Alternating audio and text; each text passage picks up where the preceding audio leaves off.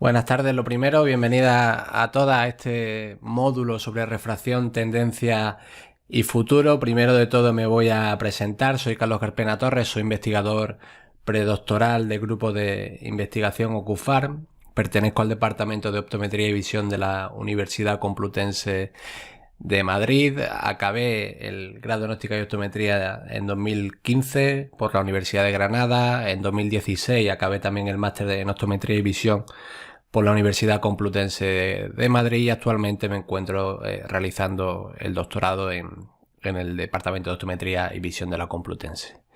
Soy autor de 14 artículos científicos en revistas internacionales indexadas y de revisión por pares. He participado en numerosos grupos, en numerosos proyectos de investigación, tanto investigación básica de laboratorio, investigación preclínica animal y investigación clínica, y en los campos en los que se centra mi investigación actual son la refracción ocular, que es lo que venimos a explicar en estas tres sesiones, las lentes de contacto, la superficie ocular, y también he trabajado durante 20 meses en el campo de la nanotecnología aplicada a la detección de biomarcadores en la película lagrimal. Dejo ya la parte más egocéntrica de estas tres sesiones y vamos a dar comienzo a la primera sesión, que se titula Avance en el campo de la refracción ocular. Si me deja pasar. Ahora. Vamos a presentar primero de todo la unidad. Se va a componer de tres sesiones. La primera de ellas, como hemos dicho, avance en el campo de la refracción ocular. La segunda, en la que vamos a ver los fundamentos de la aberrometría ocular y cómo los nuevos avances dentro del campo de la aberrometría ocular han permitido otra forma de entender la refracción del ojo, no solamente midiendo y anticipándonos a las aberraciones de bajo orden, que serían la esfera y el cilindro, sino también abriendo un campo de medición a las aberraciones de alto orden.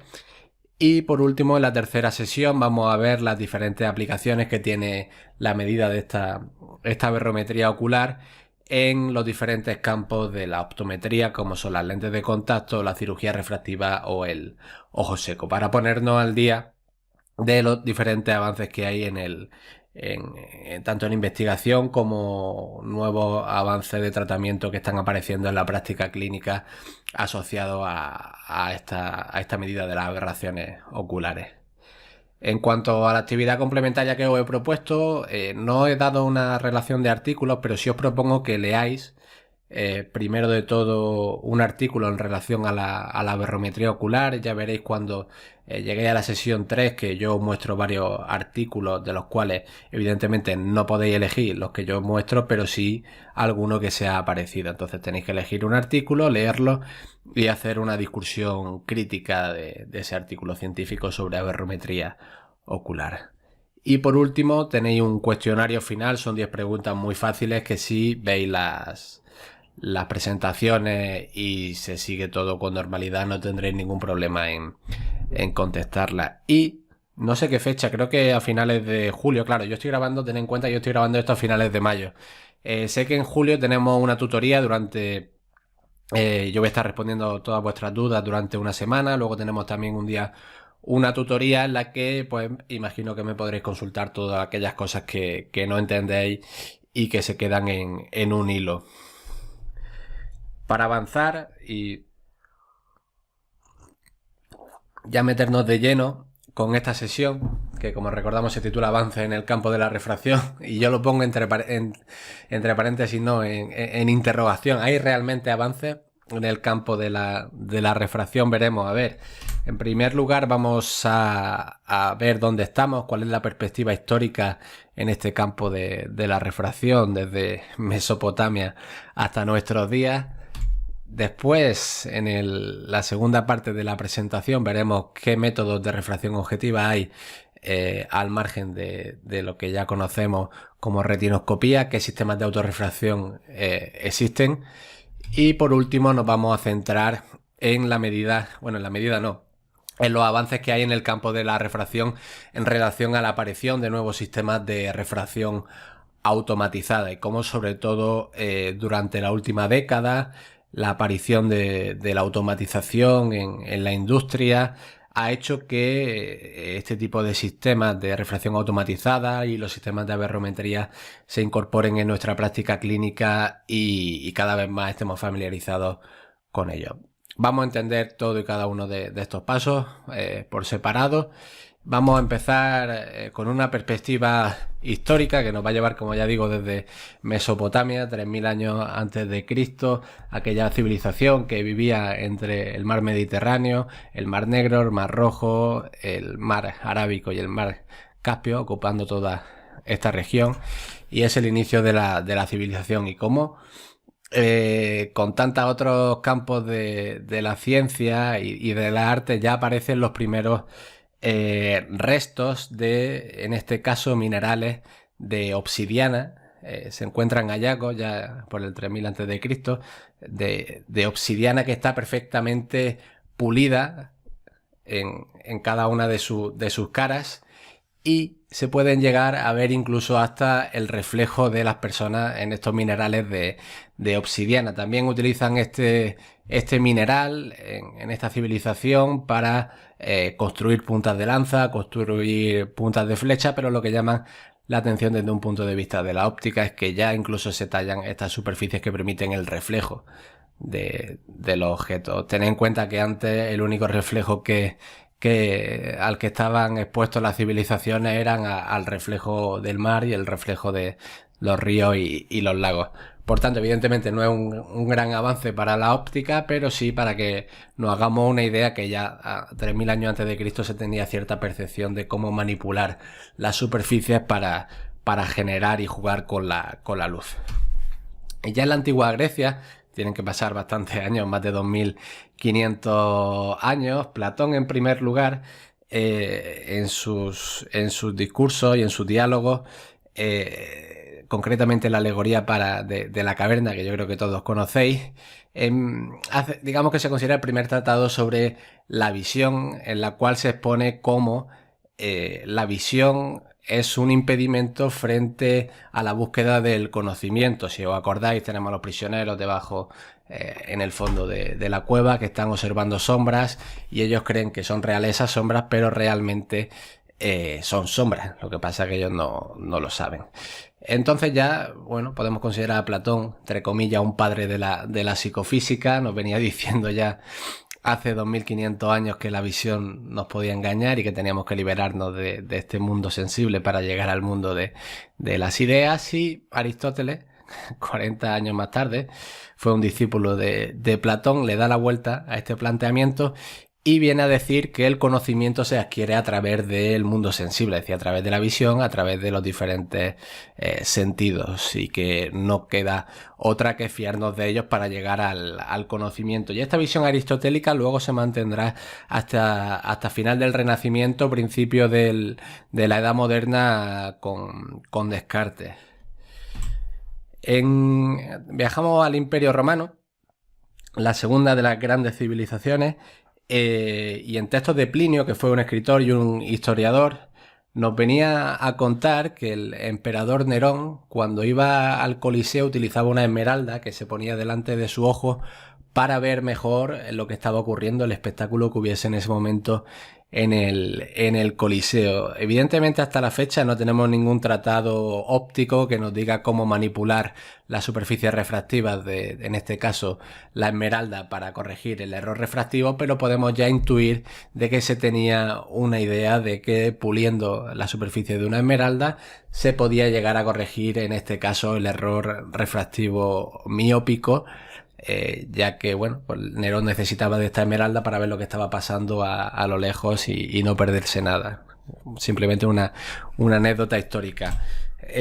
Entrando ya en los primeros tratados científicos, dejando a un lado la artesanía y la técnica, en la civilización de los búllidas también, que estaban establecidas donde se estableció la civilización Mesopotamia, Alacén fue el primer científico, digamos, que establece el primer tratado de óptica fisiológica. En un tratado de óptica fisiológica él describe por primera vez la anatomía refractiva del ojo y traza las primeras marchas de rayos que vienen a decir que el sistema óptico se comporta como el ojo se comporta como un sistema óptico que focaliza la luz en la retina. Igualmente es un tratado anatómico de óptica fisiológica, pero no se establece la base matemática sobre lo que venía a ser la refracción ocular o la medida de la refracción ocular. Como digo, a finales del Renacimiento, principios de la Edad Moderna, Snellius establece por primera vez la ley de la refracción que todos conocemos y que lleva su nombre, la ley de Snell, que nos viene a decir que el índice de refracción del medio que atraviesa la luz por el ángulo de incidencia sobre otro medio es igual al índice de refracción de ese segundo medio por el ángulo de refracción de la luz. Todos lo conocemos. Y en paralelo, aunque algunos años más tarde, Descartes escribe el discurso del método, que fue un tratado filosófico que cambia el paradigma de la epistemología y de la ciencia. Digamos que abre el nuevo paso o abre la puerta a lo que conocemos hoy en día como ciencia. En el discurso del método, Descartes nos viene a decir que hay que dejar de lado todo lo que hemos aprendido anteriormente y todo lo que nos viene enseñado por descendencia cultural, y hay que sistematizar el conocimiento y hallar el conocimiento a partir de la sistematización matemática y otros métodos que eviten la influencia del mundo sensible sobre el conocimiento. Es decir, nos viene a decir Descartes, casi 2000 años después de Platón, lo mismo que ya decía Platón, que los sentidos nos engañan y que para adquirir el conocimiento hay que sistematizar y hay que hacer matemática de lo que percibimos para así objetivizar el conocimiento. Al mismo tiempo que escribe el discurso del método, y está incorporado incluso dentro de este libro, escribe el tratado de la dióptrica, y en este tratado por primera vez Descartes nos dice cómo pulir las superficies refractivas de una lente para hacer converger o hacer diverger la luz. Lo que me extraña mucho es que Descartes, teniendo esta visión sobre la visión, valga la redundancia, estas reflexiones sobre el fenómeno visual, y habiendo escrito el propio tratado de la dióptrica, no se le ocurriese aplicar estos principios de la reflexión y de la refracción sobre la corrección de los errores refractivos oculares. Él escribe la dióptrica y la aplicación que le da es construir lentes para poder ver las estrellas y generar sistemas ópticos, pero no para corregir el error refractivo. Por eso lo traía aquí como un hecho bastante curioso. Vamos a volver un poco al pasado para ver cómo se ha desarrollado el campo de la refracción como tal.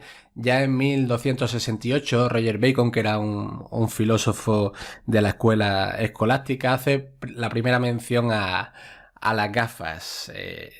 No sabemos nada de qué implicaba esto de las gafas, pero él ya hace la primera mención. Pero no es hasta 1623 que Daza de Valdés, científico español, os sonará porque tiene su nombre el Instituto de Óptica del CSIC, y también fue la primera escuela de óptica y anteojería de España. Escribe el tratado sobre uso de los anteojos. Nos dice cómo corregir el error refractivo miópico hipermetrópico con lentes convexas y con lentes cóncavas.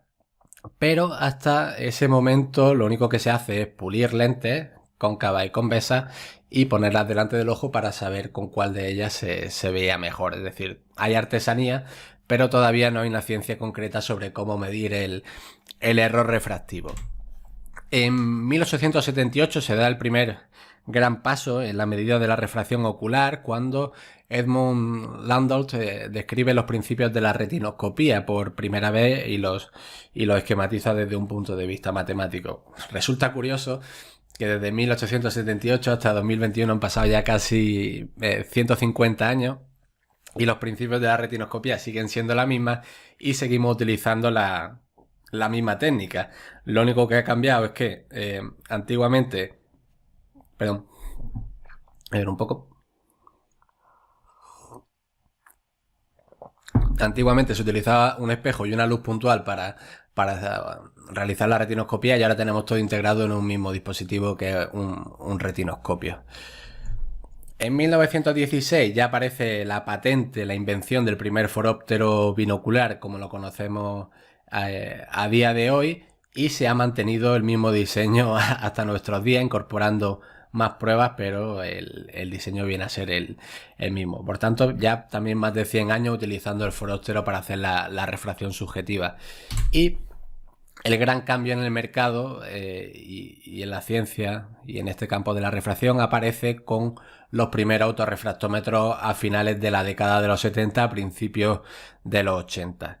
Y desde 1980 hasta el año 2000, digamos que esta técnica de autorrefracción no sufre cambios, y es a partir de la tercera revolución industrial cuando los procesos de fabricación dejan de ser manuales y dejan de depender del hombre para convertirse en procesos automatizados, que la refracción no experimenta cambios. Por un lado, a principios del siglo XXI empiezan a desarrollarse los primeros sistemas de aberrometría ocular, y no es hasta esta última década que han llegado a implementarse en la práctica clínica, en parte debido a estos avances en la industria, al abaratamiento, a la reducción de costes de fabricación asociado a esta automatización de los procesos de fabricación. Y esta reducción de costes ha hecho que todo el mundo tenga acceso no solamente a sistemas de aberrometría hoy en día, sino que incluso ya no nos extraña ver clínicas oftalmológicas, no, ópticas particulares que tienen incluso OCT o sistemas instrumentales mucho más compuestos. Entonces tenemos estos dos grandes avances: por un lado la automatización y por otro lado el desarrollo de la aberrometría ocular, que marcan un cambio de paradigma en los métodos de medición y de corrección óptica. Y le vamos a dedicar dos sesiones completas a la aberrometría ocular, pero para que veáis cuál es el punto de inflexión que introduce la aberrometría hasta el momento. Estos autorrefractómetros que aparecen en 1980 solamente permiten medir las aberraciones de bajo orden, esfera, cilindro, y tenemos también métodos para medir los efectos prismáticos, que también serían aberraciones de bajo orden. ¿Qué es lo que ocurre? Que con la aparición de la aberrometría ocular ya no solamente podemos medir las aberraciones de bajo orden, sino que también empezamos a ampliar el horizonte de corrección refractiva hasta las aberraciones de alto orden, cosa que antes no podíamos ni medir ni corregir. Por tanto, desde este momento el campo de la refracción se transforma y ya dejamos de hablar solamente de esfera y cilindro para hablar de esfera, cilindro y aberraciones de alto orden. Y lo que digo aquí, esta democratización de los sistemas de aberrometría, esta aparición de los sistemas de aberrometría en la práctica clínica ha llegado a que parezcan cada vez más métodos para corregir las aberraciones ópticas, como pueden ser las lentes oftálmicas asféricas, que corrigen la aberración esférica fisiológica del ojo, y también otros métodos para inducir aberraciones, como son las lentes de contacto multifocales, las lentes intraoculares multifocales, que generan aberración esférica, las lentes oftálmicas progresivas, que lo que hacen es generar una multifocalidad progresiva. La potencia de una lente cambia desde el centro hacia la periferia, generando aberraciones de alto orden para conseguir esa multifocalidad. O también la ortoqueratología, que genera un perfil aberrométrico para corregir el error refractivo. Ya digo que esto lo veremos con detalle en las sesiones 2 y 3. Vamos a pasar ahora al estado actual de la refracción objetiva. Primero vamos a empezar hablando sobre la vigencia de la retinoscopía. Acabamos de decir que la retinoscopía casi desde 1878 hasta hoy en día no ha sufrido cambios. Todos utilizamos la retinoscopía, o al menos la hemos utilizado en la práctica clínica, no solamente para corregir, para estimar el error refractivo del paciente, sino también pues para ver transparencia de medios, para medir procesos acomodativos, como pueden ser el lag acomodativo. ¿Qué es lo que ocurre? Que todas esas pruebas complementarias que realizábamos con el retinoscopio, hoy en día, con la aparición de los sistemas multidiagnósticos, digamos que se han quedado obsoletas. En este siglo XXI, sobre todo en estos últimos años, en estos últimos 5 años, han aparecido sistemas de diagnóstico múltiples que permiten en un mismo instrumento medir refracción objetiva, como digo ahí, medir aberrometría, medir transparencia de medios, tonometría, paquimetría, ángulo hírido corneal, topografía corneal y análisis completo de la superficie ocular. Y todo este tipo de pruebas se incorporan, como digo, dentro de un mismo instrumento y debido a la automatización de los procedimientos se pueden realizar incluso en 2 minutos. Por tanto, el hecho de que estos aparatos cada vez cuesten menos y podamos medir tantas cosas, yo creo que dentro de poco va a dejar de lado a la retinoscopía, ya que la retinoscopía es una técnica muy bonita, pero evidentemente está obsoleta, si no a día de hoy, en un corto plazo. Pasemos ahora a ver cómo se clasifican los diferentes autorrefractómetros que hay en el mercado. Los podemos clasificar en base a 3 criterios. Uno, el principio de medida, la fijación y el campo visual. En cuanto al principio de medida, la medida que pueden hacer de la refracción objetiva puede ser a través de un principio tradicional, que vamos a ver en la siguiente diapositiva, o a través de aberrometría.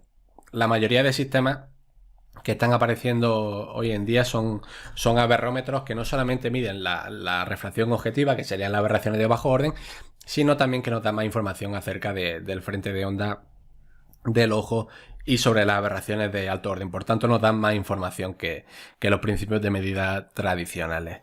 En cuanto a la fijación, podemos tener que un autorrefractómetro sea de fijación monocular si solamente fijamos con un ojo, o binocular.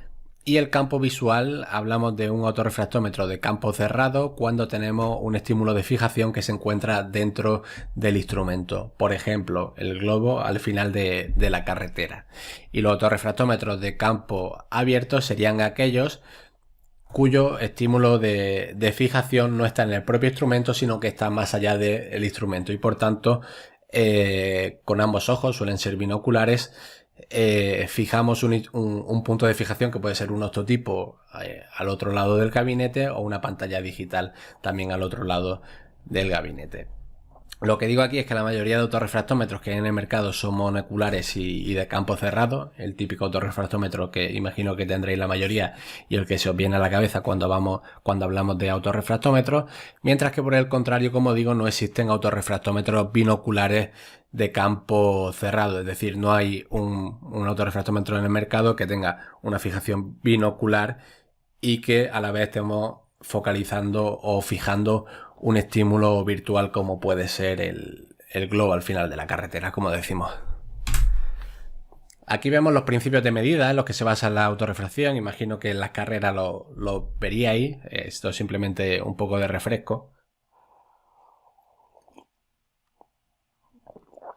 Por un lado tenemos el principio de Scheiner. Imaginaros en el caso de arriba un haz de rayos colimado desde el infinito, paralelo al eje óptico, y el principio de Scheiner lo que hace es generar este tipo de oclusión en el que se abren dos orificios, uno superior y otro inferior, a través del cual emergen dos haces de luz colimada desde el infinito. En el caso de un ojo hemétrope que no tiene error refractivo, todos los rayos, tanto de un haz como de otro, focalizan en la retina y por tanto dos haces de luz forman una única imagen retiniana.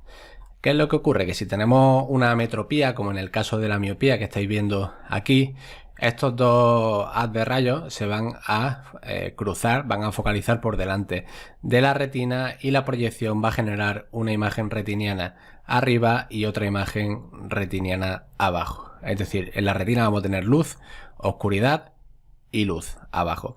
Y la distancia entre estos dos puntos de luz es lo que nos va a determinar la magnitud del error refractivo. Cuanto mayor sea la distancia, en este caso mayor será la miopía. ¿Por qué? Porque si tenemos una miopía más grande en la cual los rayos focalizan aquí, las proyecciones van a distar una mayor distancia, ¿ok? Creo que se entiende. Y en el caso de la hipermetropía exactamente lo mismo, se van a generar dos imágenes, dos focos, uno arriba y otro abajo, cuya distancia también va a depender de la magnitud de la metropía. Y luego tenemos el principio de retinoscopía, que todos conocemos, tampoco voy a explicar aquí, pero recordamos que el sentido, la velocidad y la anchura de las sombras en los diferentes meridianos permite calcular el error refractivo. Se me ha olvidado decirlo, pero el principio de Scheiner lo que hace es medir dos meridianos perpendiculares entre sí.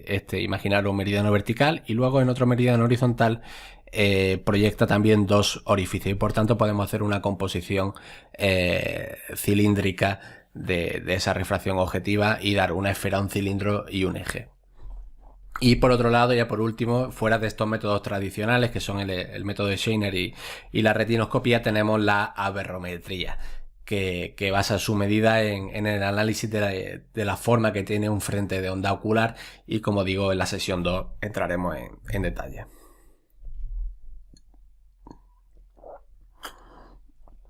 Me gustaría enseñaros ahora un estudio que hicimos desde nuestro grupo de investigación de la Complutense, en el que comparamos la refracción objetiva que tenían dos autorrefractómetros. Este primero, que sería un autorrefractómetro monocular y de campo cerrado, monocular porque solamente fijamos con un ojo, primero ojo derecho y después ojo izquierdo, y de campo cerrado porque no podemos ver a través del propio instrumento, sino que dentro tenemos el estímulo de fijación, que sería el globo al final de la carretera, y por otro lado otro sistema de refracción objetiva que es binocular porque fijamos con los dos ojos y de campo abierto porque podemos ver a través del instrumento y mantener la fijación en una pantalla digital.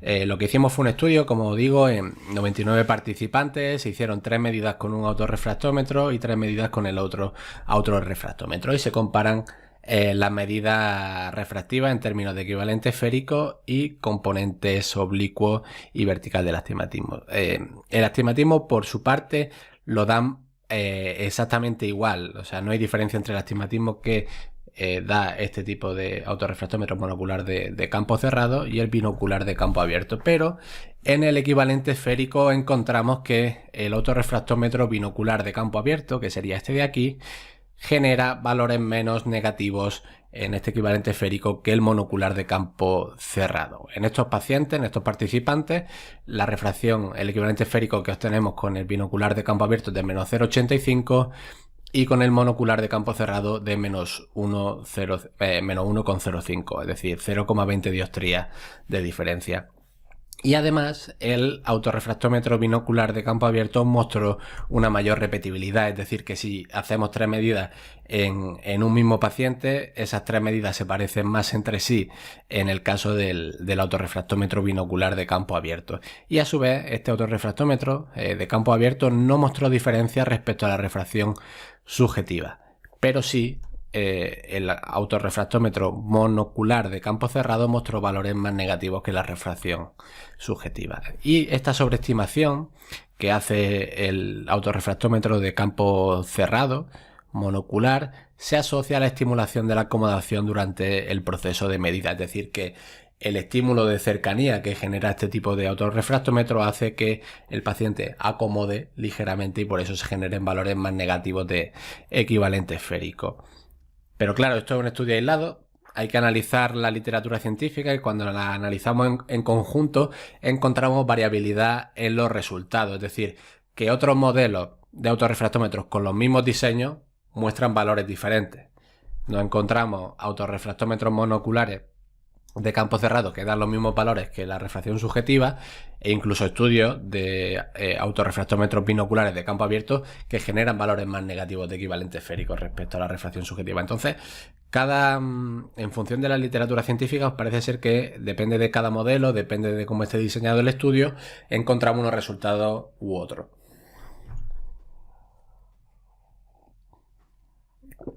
Por tanto, nos preguntamos esto, ¿no? ¿Qué diseño es mejor? Si en función del estudio, en función del diseño, tenemos valores más negativos o no de equivalente esférico. ¿Qué es lo que ocurre? ¿Qué autorrefractómetro me compro? Bueno, primero de todo, tener en cuenta que este tipo de investigación científica en cuanto a autorrefractómetros comerciales está financiada por las propias compañías privadas que desarrollan estos autorrefractómetros.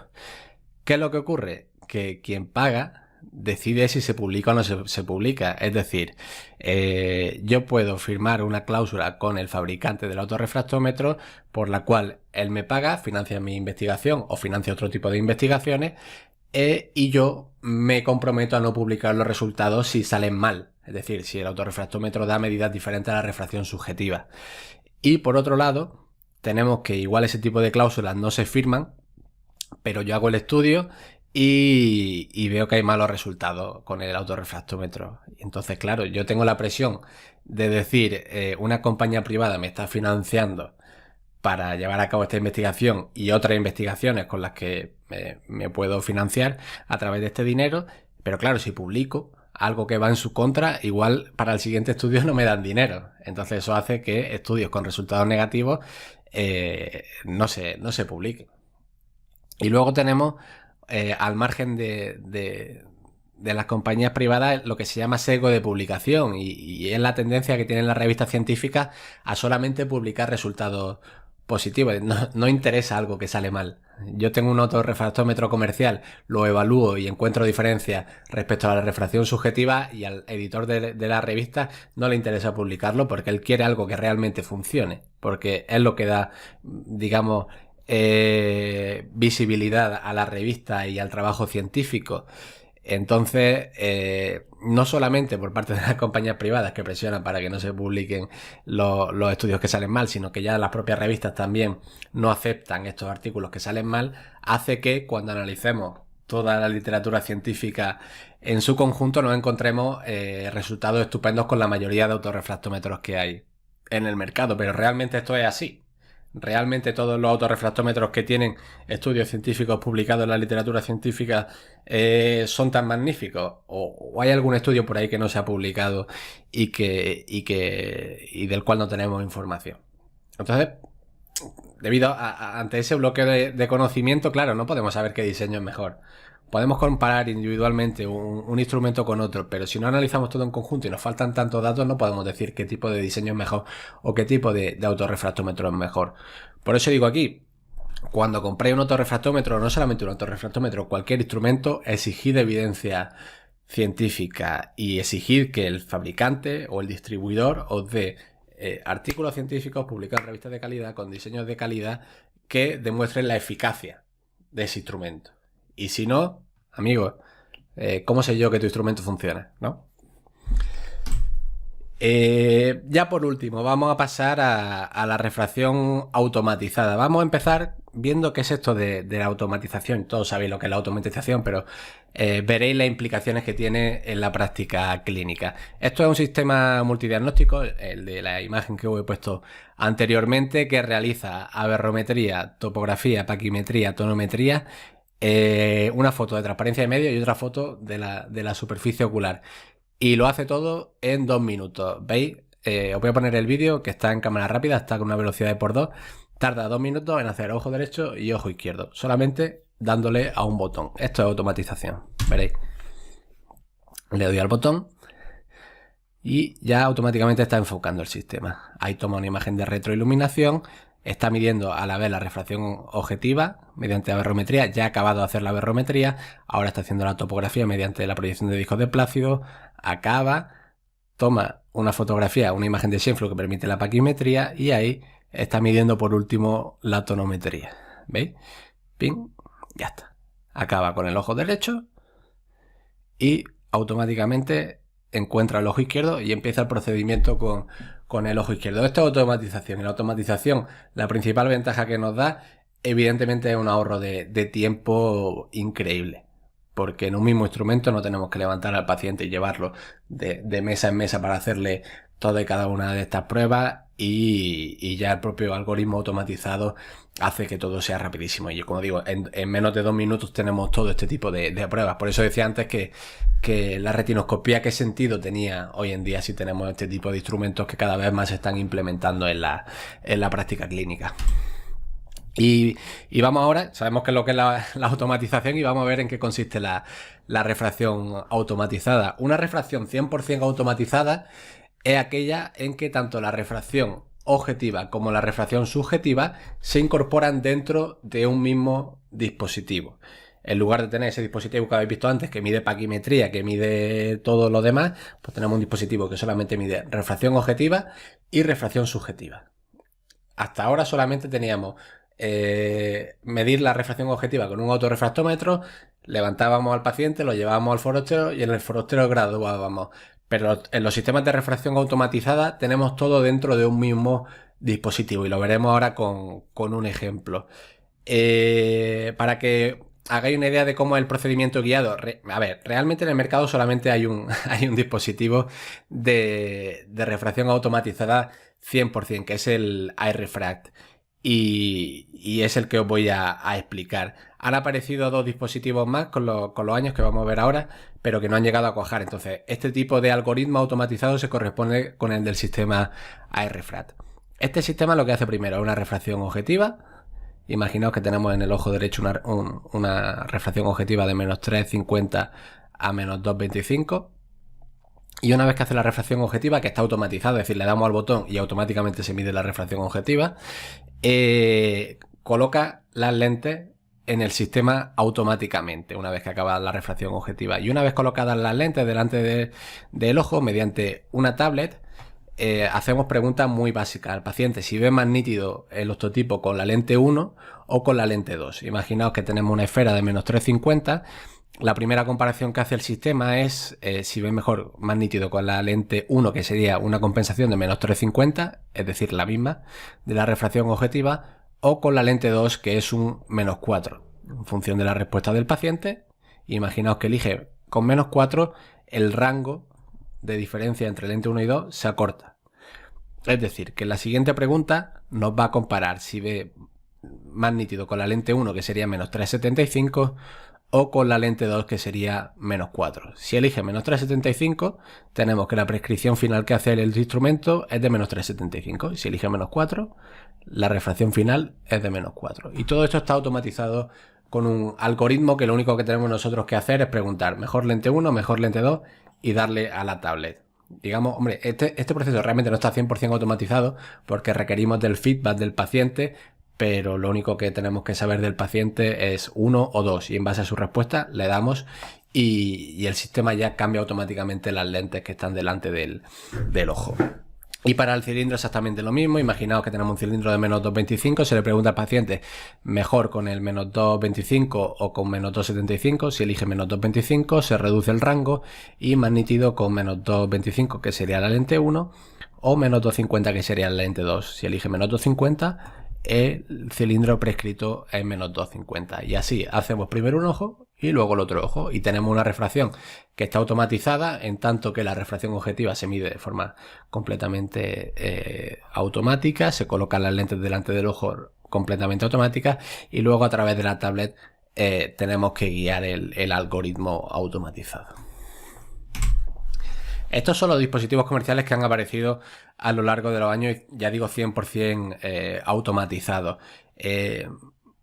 Topcom se precipitó a principios del siglo XXI, en 2004, cuando sacó el BV1000, que realmente no sé, pues yo por aquel entonces tenía 11 años, no sé la utilidad, no sé si se incorporó o no en la práctica clínica, al menos en Japón, si hubo quien compró el dispositivo y tampoco tenemos mucha información para saber cómo funcionaba. Lo que sí sé es que en este dispositivo que veis aquí, imaginaros que esto es un autorrefractómetro y esto es otro, por tanto podíamos medir la refracción objetiva en un ojo y en el otro al mismo tiempo y luego aquí dentro se presentaba una pantalla para tener un estímulo de fijación y también tener un optotipo con el que luego, una vez medida la refracción objetiva, ajustásemos la refracción subjetiva.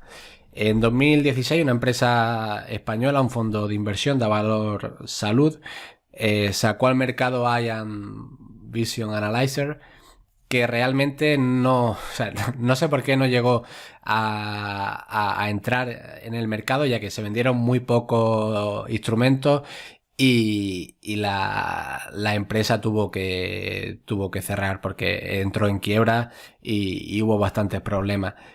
Claro, realmente lo único que nos queda de este dispositivo, que es tan reciente, son los vídeos comerciales, que ahora os pondré uno, pero realmente no sé cómo funciona. Es un dispositivo que no solamente tiene la refracción automatizada, sé que mide objetivamente la refracción automáticamente, perdón, la refracción objetiva y que luego también realiza un ajuste subjetivo. Y no solo eso, sino que también tiene automatizado la medición de emergencia, medida acomodativa, una pasada. O sea, da como 70 y pico parámetros, 90 y pico parámetros de forma completamente automatizada. Y lo que os decía, el RFRAT, que es este dispositivo de aquí, es el único que se encuentra comercialmente disponible a día de hoy y lo comercializó en 2018 Luno Technology. Si veis aquí, es un sistema que tiene por un lado este ocular para el ojo derecho y este ocular para el ojo izquierdo. Veis que tiene que es binocular porque tienen los dos ojos con un punto de fijación que sería la pantalla, y de campo abierto porque podemos ver a través del propio instrumento. Pues dentro de este sistema, dentro del ocular derecho, tenemos un sensor de Harman-Schak que permite medir la aberrometría en el ojo derecho y en el ocular izquierdo también. Por tanto, podemos medir la aberrometría en los dos ojos al mismo tiempo, y una vez que tenemos medida la refracción objetiva, esto, si veis, es un foróptero. Por tanto, aquí el propio sistema implementa las lentes que se van necesitando a lo largo del proceso de refracción de forma automatizada, y todo esto se controla a través de una tablet, como vais a ver ahora. Primero vamos a poner un vídeo comercial del dispositivo de Davalor para que os hagáis una idea. Yo la verdad que no me aclaro mucho, pero os voy a poner el vídeo. A ver si ahora.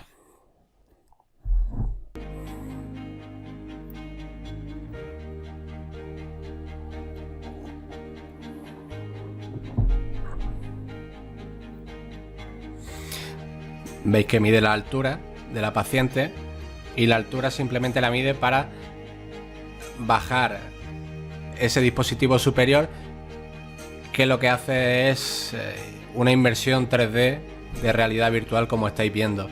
Y mediante ese ambiente de realidad virtual, lo que se hacen son las diferentes mediciones, no solamente de la refracción objetiva, sino, como estáis viendo, hay convergencia, medidas acomodativas, movimientos oculares, hasta 75 parámetros, como dice ahí. Sabemos que medía la refracción objetiva, mide esfera, cilindro, eje, y luego ajustaba la refracción subjetiva, pero no llegó a entender cuál era el procedimiento lógico, el algoritmo lógico de este sistema. Ni tampoco, es que no dio tiempo a verlo como tal. Y aquí tenéis, bueno, me tenéis a mí haciéndole la refracción automatizada con el dispositivo RFRAT a Elena. Os voy a dejar el vídeo para que lo veáis. El sistema RFRAT está compuesto por ese dispositivo que habéis visto y la pantalla digital, que sirve de punto de fijación con el globo al final de la carretera, y también luego se ponen las letras del optotipo y todo se va cambiando automáticamente. Veréis cómo funciona. ¿Vamos? Vale. Apoyo arriba de frente. ¿Estás bien ahí? Vale, ajustaríamos la barbilla aquí un poco. Los dos focos que estén bien enfocados. Y ahora, ¿ves la cesta que hay al fondo? Sí. Vale, pues fíjate en la cesta todo el rato. Se va a poner una luz roja. Cuando aparezca la luz roja, no la mires, ¿vale? Todo el rato mirando la cesta. Y empezamos el examen. Puedes parpadear con normalidad, ¿vale? Eso que suena son lentes. Estamos midiendo la aberrometría con los dos sensores de Harman-Schak, del ojo derecho y del ojo izquierdo al mismo tiempo. Hace una medida en tiempo real. Primero hace un fogging y a partir de ese fogging va colocando ese sonido que escucháis que necesita el paciente de forma objetiva. Son las lentes. Ya habríamos acabado. Ahora le preguntamos la agudeza visual que tiene con la refracción objetiva después de la aberrometría. ¿Esa de ahí las consigues ver? Sí. Dímela. BSHD. Vale. Esa de ahí. Nosotros vemos en la tablet lo que estaría viendo la paciente en la pantalla digital. SDXVT. ¿Y esa de ahí más pequeña? La Z del centro y una T al final. Vale, nos quedamos con menos 0,2, una agudeza visual por encima de la que se ha quedado. TVUAX. Sí, fíjate, perdón, ahí. S-U-X-Z-O. Y esa de ahí. Una N Ujú. y una T al final. Vale. Igual, ahora Parezco por un último, streamer ojo así. izquierdo, hemos hecho binocular, ojo derecho y ahora ojo izquierdo. Léeme esa. X-R-O-T-S. Esa. K-N-A-T-R. Y esa última. Una V, la cuarta. Vale. Ponemos menos 0,2 y ahora con menos 0,2, unas letras que ya veis bien, la refracción objetiva sería más 1,75 y lo que hacemos es comparar mejor la lente 1 o mejor la lente 2. En el caso de la lente 1 lo que haría sería poner un más 0,50 respecto a la refracción objetiva y la lente 2 sería la esfera que se mantiene de la refracción objetiva. Ponemos una agudeza visual más grande, fíjate la letra Z que es la segunda, ¿vale? Y dime si se ve más nítida con la lente 1 que es esta que tienes puesta, con la lente 2 o igual. Con la 1. Con la 1. ¿Veis? Le damos De nuevo con la lente 1 más nítido. al tic de la lente 1 y ¿Es ya esta? está. No tenemos que hacer Con nada la más. 2 o igual. Con la 2. Y de nuevo la primera, que es esta, la segunda o igual. La segunda. Segunda, ¿no? Ahora ajustamos el cilindro igualmente. Comparamos la lente 1 que es la 0 y la 2 que sería menos 0,50. Dime, ¿vale, Elena? Mejor primera o segunda. Segunda. Y de nuevo se acorta ese rango. Esta es la primera, ¿vale, Elena? Vale. Y esta es la segunda. La segunda. Pasamos al ojo izquierdo y exactamente lo mismo. A partir de más 2,25 que ha sacado de la refracción objetiva, comparamos con la lente 1 que sería un más 2,75 y con la lente 2 que sería más 2,25. Dime, Elena, mejor, más nítido con la lente 1, que es esta que tienes puesta ahora mismo, con la 2 o igual. Con la 2. Con la 2.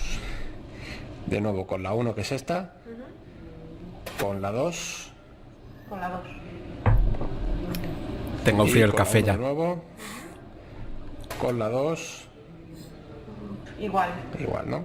Si dice igual y no tenemos opción para elegir igual, elegimos el más positivo. Y por último, mejor la primera, la segunda o igual. La segunda, quizás. Vale. Si no te repito, ¿vale? Primera mejor, más nítida o la segunda. La segunda. Vale. Por último, primera mejor, más nítida o la segunda. Igual. Igual, ¿no? Podemos elegir el 0, más nítida primera, segunda o igual. Segunda. Y por último, primera, segunda o igual. Igual. Y elegimos igual. Y ya hemos acabado la refracción, ahora medimos la agudeza visual con cada ojo. Dime esa, Elena. V, Sí. creo que era una P, una H, N y no sé. No sé. Teníamos en menos 0,16 y en el ojo izquierdo, dime esa. Estamos hablando de agudezas visuales negativas. Tened en cuenta que estamos trabajando en logmar, no en escala Esta, decimal. dime ¿eh? esa. CXEDS. Y una más pequeña. HTDOH. Vale, estamos en menos 0,22, menos 0,24 en ese ojo. Y por último, binocular. Dime esa. NXDSK. Vale, pues ya está. Tendríamos la agudeza visual del ojo derecho. en menos Examen 0,2, acabado. La agudeza visual del ojo izquierdo en menos 0,3 y la agudeza visual binocular también en 0,3. Y ya habríamos acabado el examen. Aquí nos aparecerían 3 refracciones. LM sería la refracción de la gafa del paciente, que tenemos opción a ponerla antes del examen. Wavefront, esta segunda línea sería la refracción objetiva a partir de la barometría. Esta refracción final sería la refracción que hemos tenido después del ajuste subjetivo. Y aquí nos aparece también una refracción que está en 0 por si queremos comparar la visión del paciente. Y se puede poner una refracción, otra o la que es 0. Ese sonido es el Para cambio de ver cuál lente las que tres hace el paciente sistema. Tendría mejor visión, mejor sintomatología visual y elegirla como la refracción final. Tan fácil como eso. Bien, ventajas que tiene la refracción automatizada. El vídeo dura 6 minutos, lo que pasa es que me enrollo explicando cómo funciona. En este estudio, que bueno, son 3 estudios realmente, uno que hicimos en sujetos sanos y otro en sujetos con queratocono y otro de repetibilidad, lo que hicimos fue medir con este sistema ARFRAT, la refracción automatizada, de 99 pacientes sanos y 50 pacientes con queratocono. La hicimos 3 veces y comparamos las medidas tanto de la refracción como del tiempo que se tardaba en hacer la refracción con la medida que hicieron 3 optometristas diferentes. ¿Ok?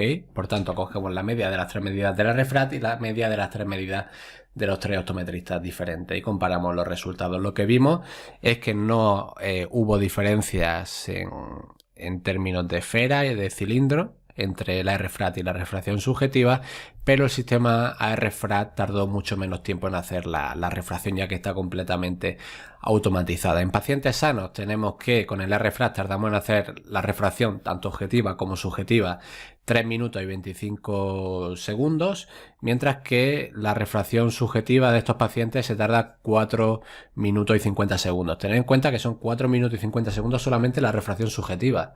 Es decir, que por otro lado, si queremos medir la refracción objetiva antes, se nos alargaría el examen refractivo todavía mucho más tiempo del que reportamos.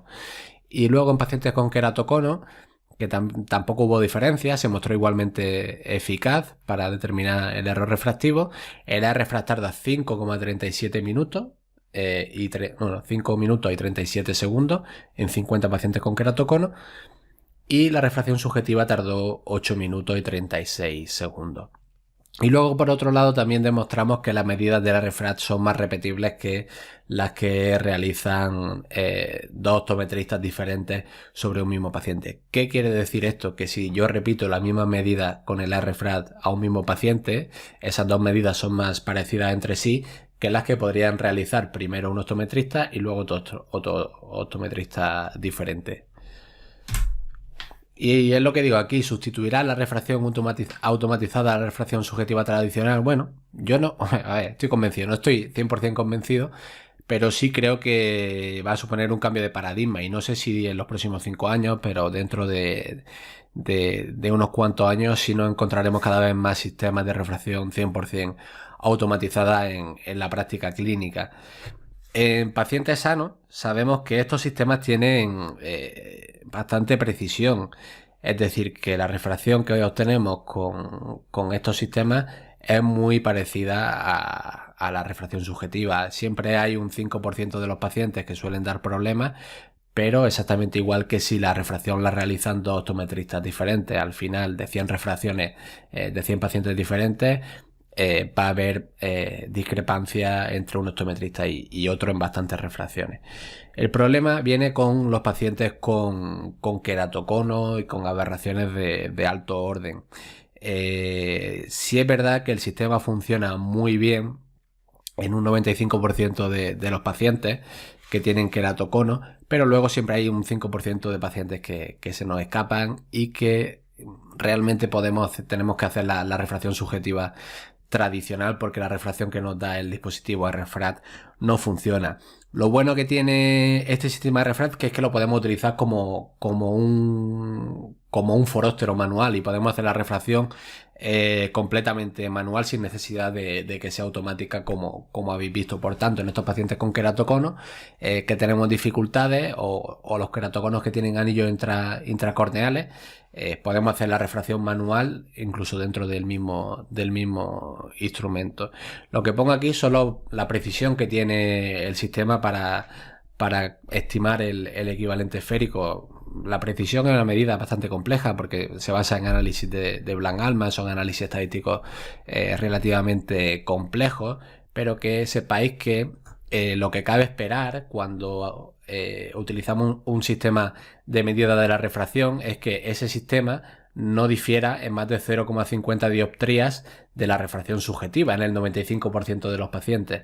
Con el RFRAT esta precisión no entra dentro de los valores ideales, que sería ese más o menos 0,50 dioptrías, sino que se queda en más o menos 0,90 dioptrías, es decir, que el 95% de los pacientes a los que les realizamos el RFRAT muestran un equivalente esférico, una diferencia respecto al equivalente esférico de la refracción subjetiva en un rango de más o menos 0,90 dioptrías, y en queratocono sin anillo y con anillo ya se dispara. Por eso hay más pacientes que muestran valores anormales. Por tanto, ¿sustituirá? No lo sé, veremos dentro de unos años.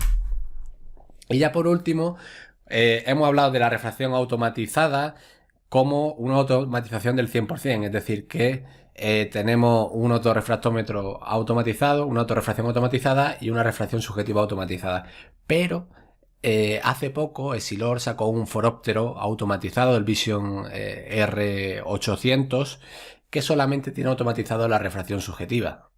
Es decir, que la refracción objetiva la tengo, si quiero medir la autorrefracción, lo tengo que hacer en un instrumento diferente, pero cuando pongo al sujeto en el foróptero, sí puedo automatizar el algoritmo y controlarlo a través de la tablet, como hacíamos con el RFRAT.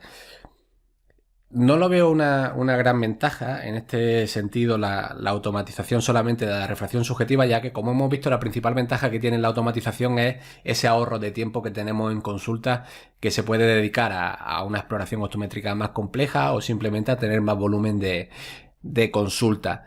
Y aquí, con este tipo de sistemas, solamente automatizando la refracción subjetiva, perdemos también tiempo, porque tenemos que hacer primero la refracción objetiva al paciente en una mesa, levantarlo de esa mesa, sentarlo en el foróptero, ajustarle el foróptero, y todo ese procedimiento conlleva más tiempo, y por tanto el ahorro de tiempo de la automatización no lo veo tan claro. De todos modos, no se ha generado evidencia científica en torno a este foróptero automatizado. Veremos si en pocos años aparecen estudios que realmente nos muestren el beneficio de este tipo de refracción subjetiva automatizada, ¿vale?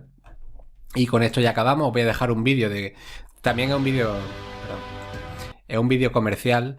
No he tenido oportunidad de probarlo tampoco, pero es muy parecida a la refracción subjetiva que hace el sistema ARFRAT, es decir, mediante las diferentes pruebas de la refracción subjetiva vamos preguntando si se ve mejor con una lente o con otra, ¿vale? Os dejo aquí el vídeo.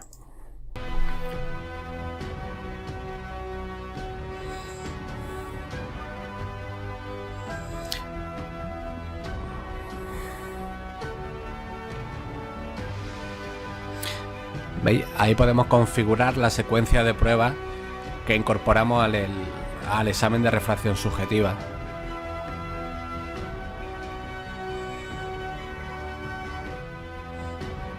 Bueno, habría que ver cómo funciona con un paciente real. Aquí parece que podemos configurar los test, podemos aislar las letras para que el paciente solamente vea una letra o vea una fila entera o una columna entera de agudeza visual.